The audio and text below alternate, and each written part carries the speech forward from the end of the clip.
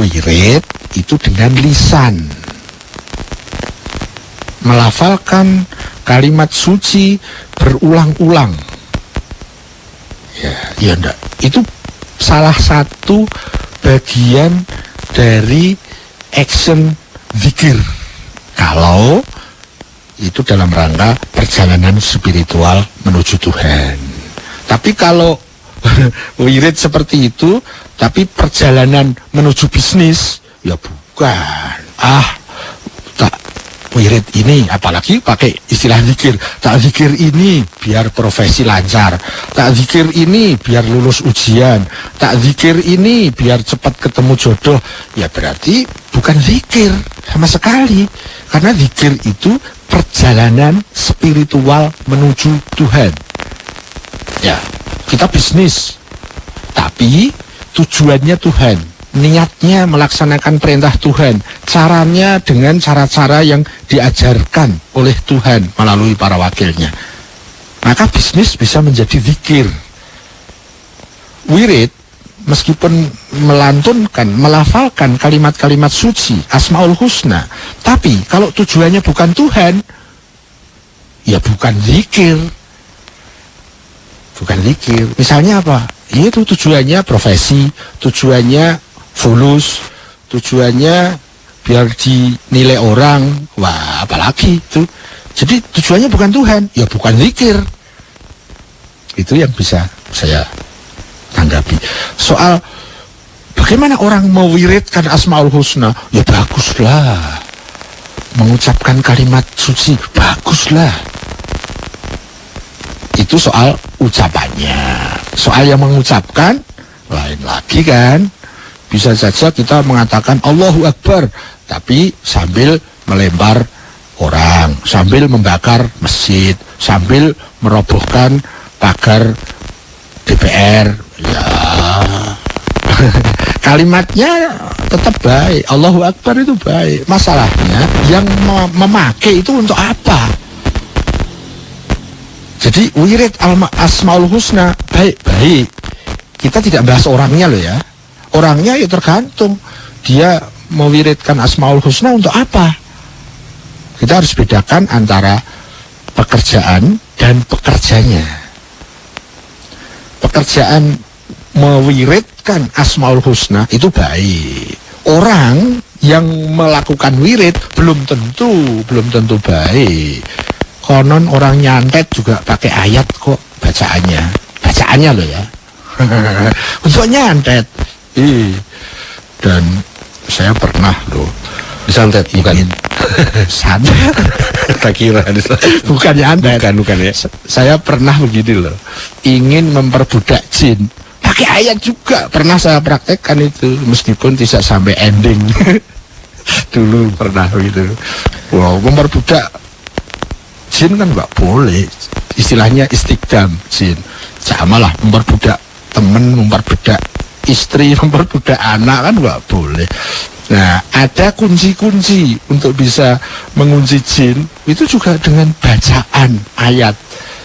Ayatnya tetap baik, sayanya yang buruk. Wirid Asmaul Husna baik. Mau dipakai untuk apa? Tergantung orang yang mewiridkan itu. Orangnya bisa menggunakan untuk baik, bisa untuk buruk. Wiridnya tetap baik. Orangnya yang bisa baik, bisa buruk. Dah, wis dilengge Mas Sem. Makasih Mas Sem. Yang penting nggak nyantet ya Siwo ya. Yang penting nggak nyantet.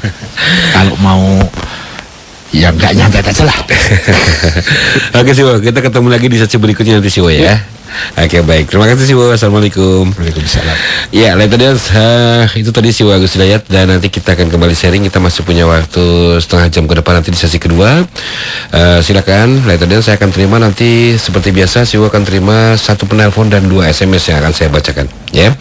Baik, saya Sam Onyx dan juga teknisi kami Sarif Moko Dompet mohon diri sesaat. Kita ketemu lagi di sesi berikutnya. Assalamualaikum warahmatullahi wabarakatuh. In 2030. Live and exclusive from the 25th floor of Wisma Nusantara Tamrin, this is the Sound of Family. Light FM, part of Ramako Group, Mustang FM, Kiss FM, Zoo FM, and Batam FM. The Sound of Family. All about Light FM, just click www.lightfmjakarta.com. Be part of our family. Just follow our Twitter at LITEFM 1058. Anytime, anywhere. This is the sound of family. 105.8 Stay close to your family. Hi, Light Audience. When people walk away from you, let them go. Your destiny is never tied to anyone who leaves you, and it doesn't mean they are bad people. It just means that their part in your story is over. Pasti dalam salah satu chapter kehidupan, kita pernah merasa mengalami ditinggalkan oleh seseorang. Apapun itu alasan dibalik hal tersebut, let it go. Let them go. Karena Anda tidak pernah tahu siapa yang akan Anda temui di chapter berikutnya. Ingat bahwa people come and go. Tapi bukan berarti pada saat mereka pergi dalam hidup kita berarti mereka adalah orang yang jahat. Sederhana saja, peran mereka dalam hidup kita telah usai dan akan digantikan oleh orang yang lain yang jauh lebih baik. Jadi bergembiralah, karena tidak pernah tahu siapa yang akan kita temui pada saat kita melangkah maju di kehidupan yang berikutnya ini. Saya Ari Sandi, The Peak Performance Coach dari arisandi.com untuk Light FM. Anda masih mendengarkan Berproses Menuju Kesejatian Diri bersama Siwo Agus Hidayat.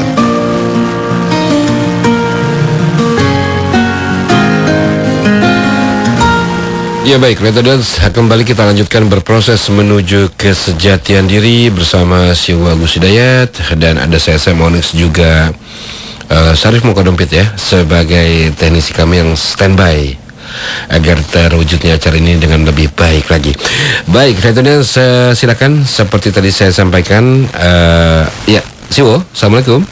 Waalaikumsalam. Kita akan terima satu penelpon ya Siwo ya, dan 2 SMS, dan saya sudah coba mengacak tadi ada sekitar 500.000 SMS Siwo. Kok kayak tukul aja. Oke, Assalamualaikum. Waalaikumsalam. Ya, dengan siapa ini? Dengan Seni. Siapa? Assalamualaikum. Dengan siapa, maaf Pak? Waalaikumsalam. Pak siapa? Waalaikumsalam. Pak siapa? Dengan Pak siapa ini? Dengan Seni, wo. Pak Semi. Ya. Oke, silakan. Wo, mohon di-sharingkan mengenai pintu langit yang dibukakan Allah kalau seseorang itu punya kemampuan itu, wo. Jadi itu aja, wo, mohon di-sharingkan, wo. Baik Pak Semi, terima kasih. Assalamualaikum. Waalaikumsalam warahmatullahi wabarakatuh. Itu dari penelpon yang pertama dan yang terakhir di sesi ini. Saya akan bacakan SMS yang berikutnya. Yang pertama maksud saya dari Wibi di Bintaro. Assalamualaikum Siwo. Waalaikumsalam. Wibi Siwo ya. Yo. Oke. Siwo tolong dijelaskan yang mendalam menurut Siwo tentang lillah, bilah, dan ilaulah. Bilah dan ilallah. Iya. Lillah, bilah, dan ilaulah. Kemudian Apa maksudnya yang mendalam? mungkin menurut pemahaman Siwo kali ya. Atau mungkin lebih detail mungkin maksudnya Siwo. Oke, kemudian yang kedua dan terakhir adalah dari Didi di Bogor. Assalamualaikum Siwo. Didi. Iya, Didi di Bogor. Ada 2 pertanyaan Siwo yang akan diangkat sharingnya, yaitu yang pertama, apakah definisi dan perbedaan atau persamaan antara ruh atau roh dengan nurani? Jadi persamaan atau perbedaan definisinya antara ruh dan nurani. Yang kedua adalah apakah rasa kasihan atau tidak tegaan termasuk sifat nafas atau nurani? Rasa kasihan atau tidak tega termasuk sifat nafas atau nurani. Terima kasih, wassalam. Itu saja Siwo. Monggo Siwo. Salam. Kita mulai dari Mas Semi tadi. Allah membukakan pintu langit kalau manusia punya kemampuan.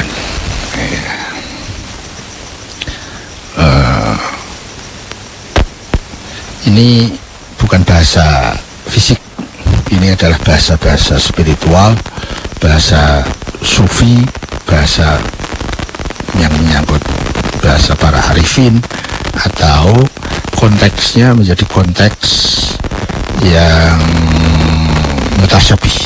Jadi kita harus hati-hati. Langit itu bukan bukan langit itu ya, bukan langit yang kita memandang ke atas, maka di sana ada langit, ya bukan ya. Tapi dalam makna spiritual, ya, dalam makna spiritual, boleh disebut sesuatu yang ada di atas, tapi bukan fisik, bukan ruang dan waktu, tapi spiritual. Misalnya kita menyebut Allah Maha Tinggi, bukan berarti di atas langit atau Allah di atas, tapi bukan maksudnya di atas itu, gitu. Bukan di atas itu kaitannya dengan ruang, ya. Nah, langit tadi ada sebutan bahwa nurani itu unsur diri kita yang merupakan unsur langit, ya. Bukan berarti dari langit turun ke jasad saya, bukan. Tapi unsur spiritual yang sering disebut dengan unsur atas, unsur tinggi, ya. Sebagaimana Allah Maha Tinggi atau Allah di atas, tapi bukan dalam makna ruang, ya. Kemudian di daerah langit itu daerah juga bukan ruang, ya. Di wilayah spiritual itu ada kunci yang bisa membuka dan menutup. Nah, ini tentu juga bukan bahasa fisika, ya. Yang saya tahu ada yang disebut kunci langit,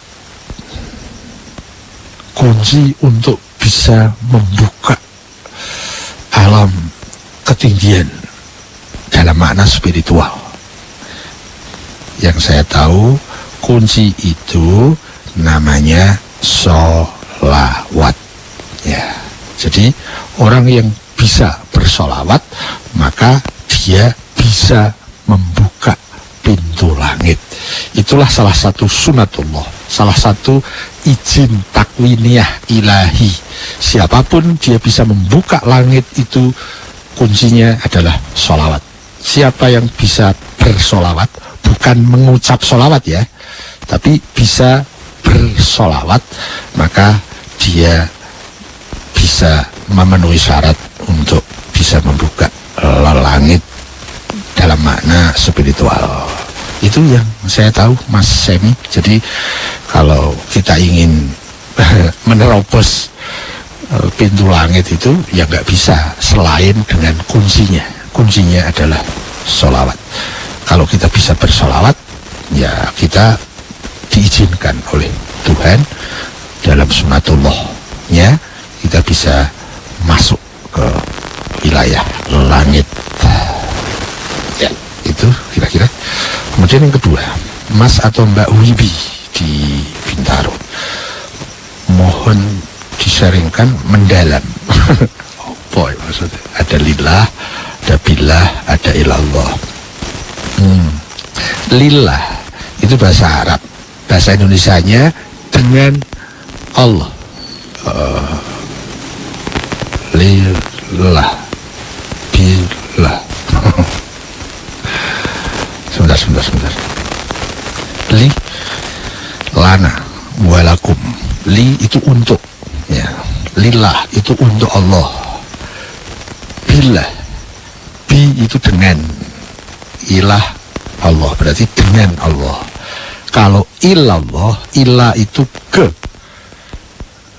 Allah, Allah berarti ke Allah. Jadi lillah itu untuk Allah, billah itu dengan Allah, ilallah itu kepada Allah.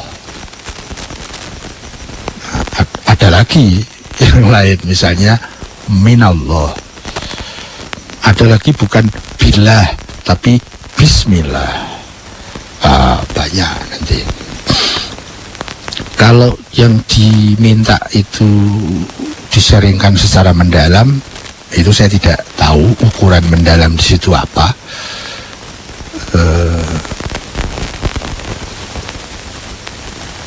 saya mohon maaf tentang itu. Saya hanya men-sharingkan yang sifatnya pengetahuan umum saja. Jadi tidak yang mendalam. Kalau mau mendalam, ya tentu kita harus punya rujukan. Karena ini terkait dengan ayat, terkait dengan hadis. Kalau ini kontekstualnya itu ayat, maka kita mesti membuka kitab tafsir.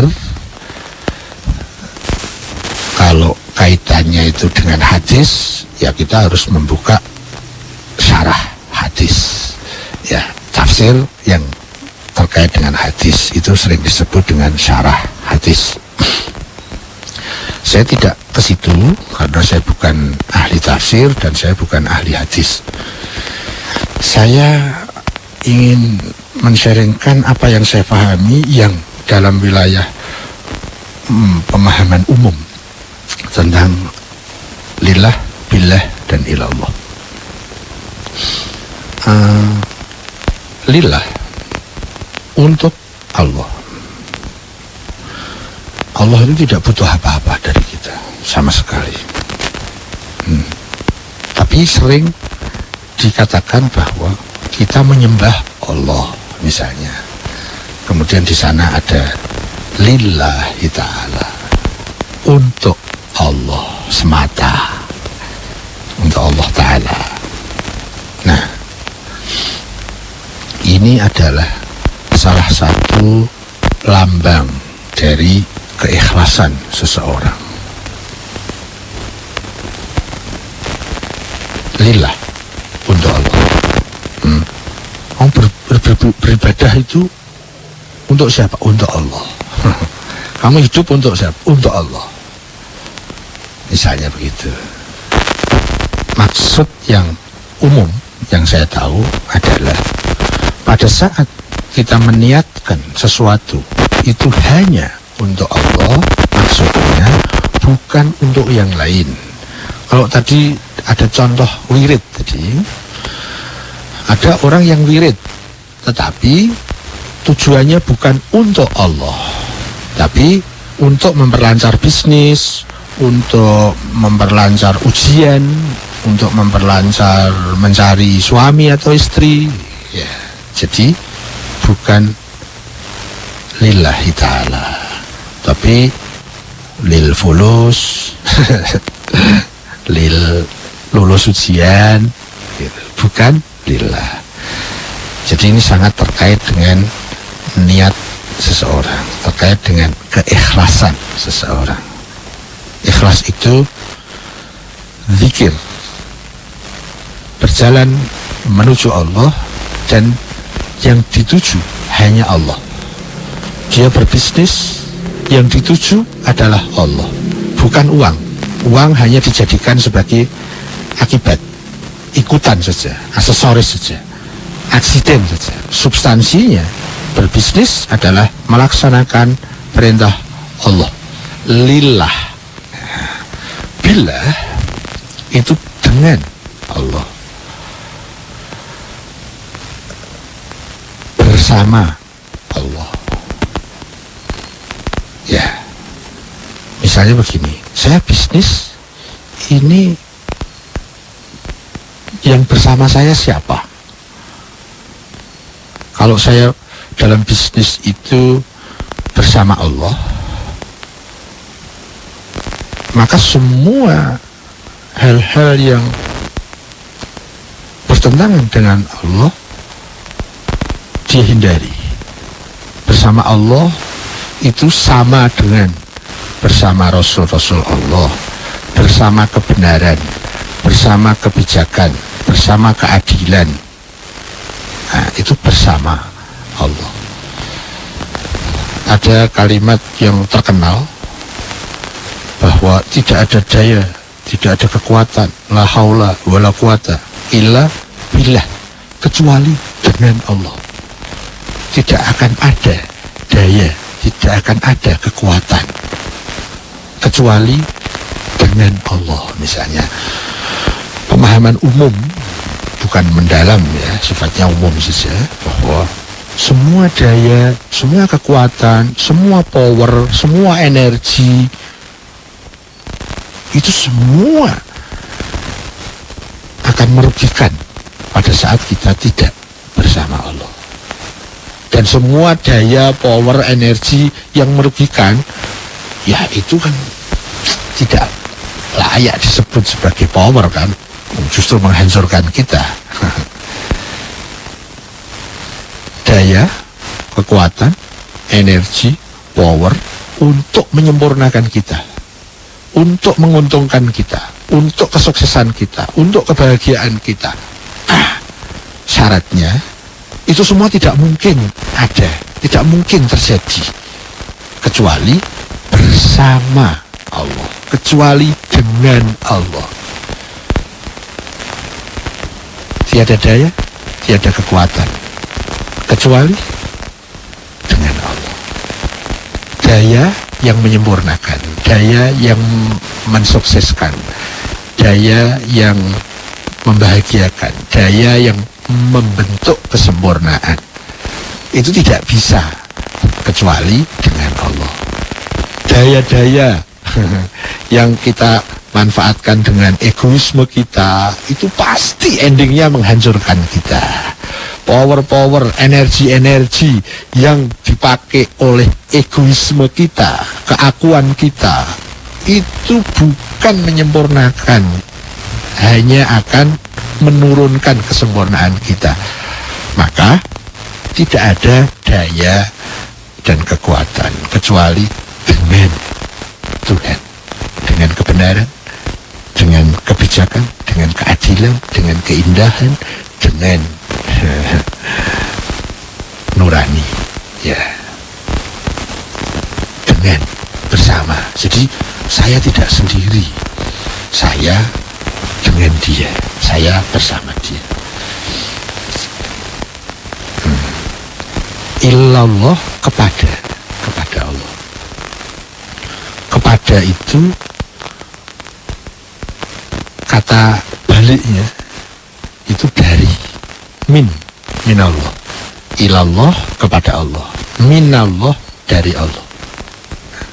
Kepada siapa? Kepada Allah. Kau kirim surat kepada siapa? Kepada yang terhormat.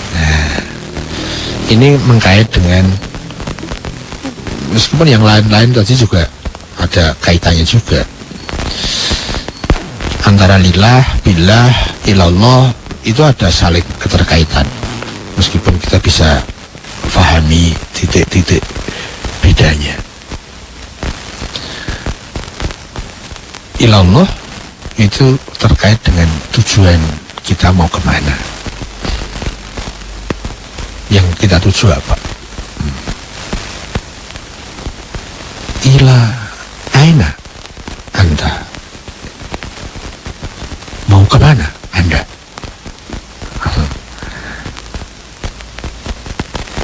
Ila itu ke, min itu dari.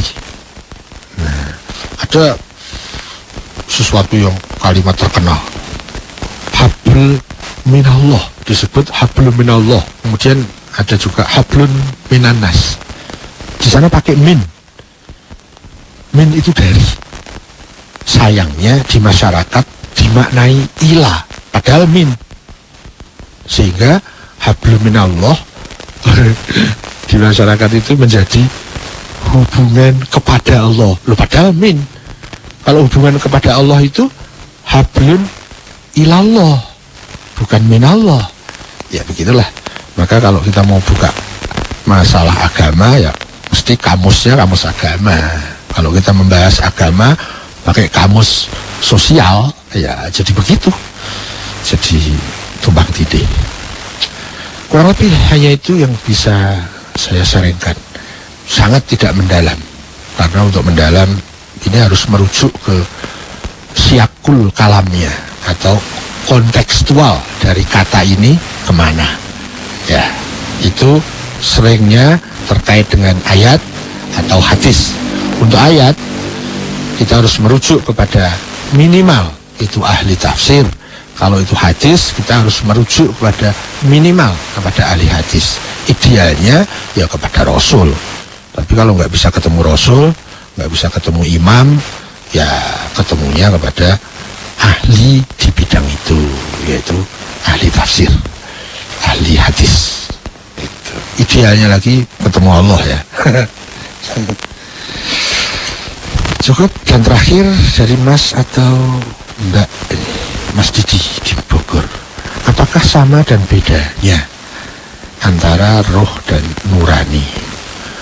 Roh itu sesuatu yang amat luas, Mas Didi. Roh, seluruh eksistensi itu menyerap ruh Allah. Jadi ruh Allah, ruh itu ada di batu, ada di binatang, ada di tumbuhan, ada di fisik saya, ada di spiritual saya. Semua eksistensi dia menjadi ada karena dia mendapatkan pancaran ruh Tuhan. Jadi ruh itu luas sekali. Tapi nurani itu unsur spiritual yang ada pada diri manusia dan tidak ada pada binatang. Nafas manusia punya, binatang punya. Nurani adalah utusan Tuhan yang ada pada setiap manusia. Dia utusan Tuhan, jadi dia itu Rasul. Rasul sering disebut dengan Rasulul Batin.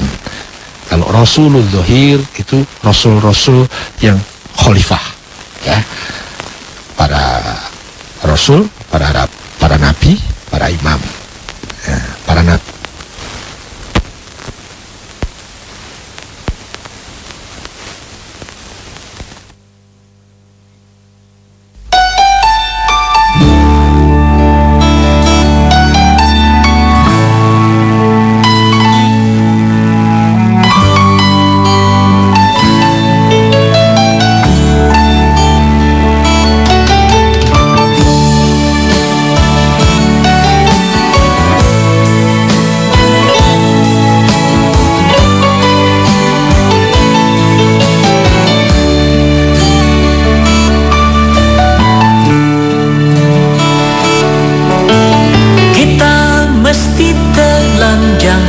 dan benar-benar bersih, suci lahir dan di dalam batin.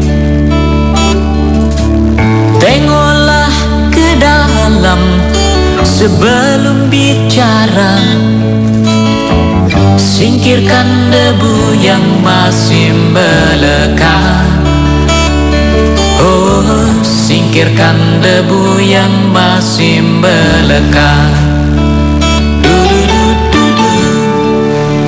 105.8 FM the best Slow Station. Ya, lain tadi so sorry terputus karena ada gangguan. Assalamualaikum Ciwo. Waalaikumsalam. Iya, kita lanjut lagi Ciwo ya. Tadi sampai ruh kurang lebih sekitar 3 menit Ciwo. 3 menit ya. Tadi gitu. Jadi roh itu sangat luas. Kalau nurani itu unsur yang ada dalam diri kita, tapi tidak ada pada binatang. Binatang itu punya nafas, punya otak. Ya, kita juga punya nafas, punya otak. Yang membedakan ciri khusus kita dibandingkan binatang adalah kita punya nurani, binatang tidak punya. Maka pada saat kita tidak menggunakan nurani, ya kita sama dengan binatang, cuma binatang canggih. Ya, itu tentang beda. Kesamaannya bahwa nurani yaitu ada roh juga di situ. Tapi roh itu bukan hanya ada di nurani, di nafas juga ada roh. Di kaki, tangan, indera fisik saya juga ada roh. Di hewan, tumbuhan, benda-benda itu juga ada roh. Seluruh keberadaan karena ada roh Tuhan di sana. Ya, jadi roh itu sangat luas. Kalau nurani lebih sempit. Terakhir rasa kasihan atau tidak tega itu bersumber nafas atau nurani? Itu bersumber nafas yang saya tahu. Sehingga tidak tega, kasihan itu bisa baik dan juga bisa buruk. Kepekaan, ketidaktegaan, kasihan itu bisa proporsional, bisa tidak proporsional.